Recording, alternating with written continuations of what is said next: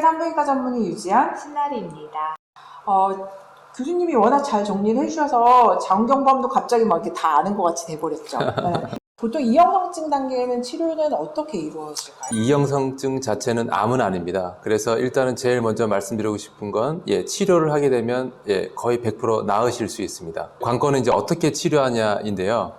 이형성증은 3단계로 나눈다고 말씀드렸고 1단계는 예후는 매우 좋습니다. 1단계 환자분이 앞에 10분이 계시면 이분들을 치료를 하지 않고 그대로 6개월을 추적 관찰해 보면 이분 중에 한 7분 정도는 이 세포가 없어집니다. 1단계 같은 경우에는 저희가 치료를 바로 들어가지는 않고요. 보통은 한 6개월 내지는 많게는 1년까지 기다려 볼 수 있습니다.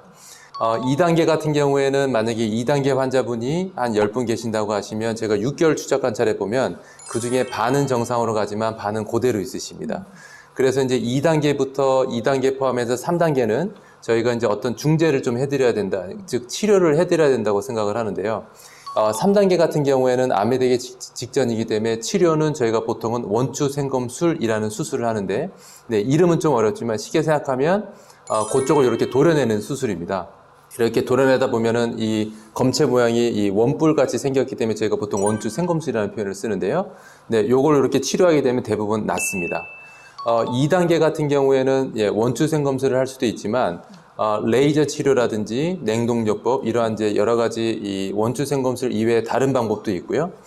이러한 이 다른 방법을 제가 생각하는 이유 중에 하나는 이 원추 생검술 자체는 실제로 해보면 5분이면 끝나고 굉장히 간단한 수술인데요. 단점 중에 하나는 자궁경부가 조금 약해지기 때문에 특히나 이 자궁경부 이형성증은 젊으신 분들이 많이 생기고 이런 분들은 나중에 임신을 하셔야 되는데요.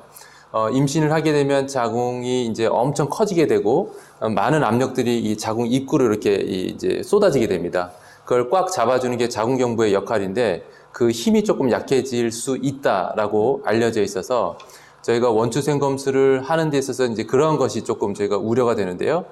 그러한 의미에서는 2단계 같은 경우에는 일단 조금 더 보존적 치료로 이 병을 없앨 수 있을 가능성이 있어서 그때는 레이저 치료라든지 내지는 냉동요법 이런 걸 좀 고려해 볼 수 있습니다.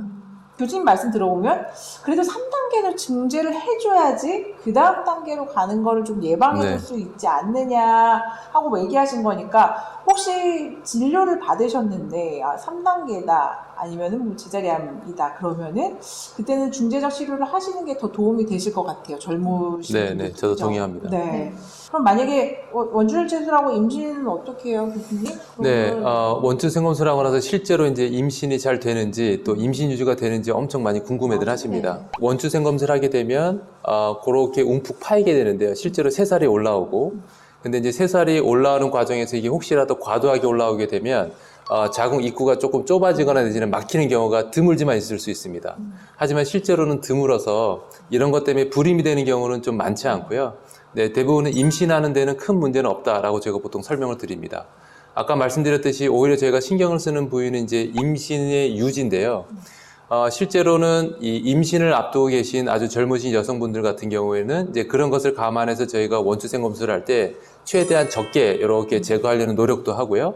그 다음에 또 한 가지는 이 상처가 나게 되면 새살이 올라오게 되면 이건 딱딱해지지 않습니까?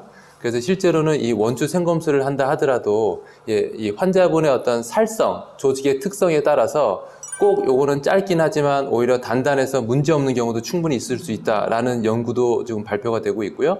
그래서 절대적인 어떤 길이가 짧아지는 것 자체가 꼭 조산으로 이어진다고 볼 수는 없고 그럴 확률이 높아지는 거지 실제로 원추 생검술하고 나서 조산 없이 분만을 잘 하시는 경우도 꽤 많습니다. 근데 수술 받았다는 사실을 만약 산모가 됐을 때는 꼭 산부인과 아셔야 돼요. 선생님께 제일 중요합니다. 네. 제일 중요합니다. 그러면 저는 너무 무서워요. 이거를 예방할 수 있는 방법은 없을까요? 이것도 궁금해하시는 분들이 있을 것 같아요. 인류 역사상 특히 고형암에서 암을 예방하는 백신이 처음 개발된 게 자궁경부암 백신입니다. 아마 뭐 다 잘 아실 겁니다. 한 보고에 의하면 앞으로 한 15년, 20년 후에는 자궁경부암은 매우 희귀암이 될 거다 이런 보고도 있고요. 그만큼 전 세계적으로 이러한 백신 프로그램이 이제 막 활성화되면서 실제로 앞으로 자궁경부암은 매우 줄어들 거로 예상이 됩니다. 지금까지 자궁경부암의 치료에 대해서 그리고 예방 방법에 대해서 알아보았는데요. 궁금하신 점이 있으시면 언제든지 문의해 주시면 성심성의껏 답변해 드리겠습니다. 지금까지 유지연, 신나리 네, 이유영이었습니다. 감사합니다.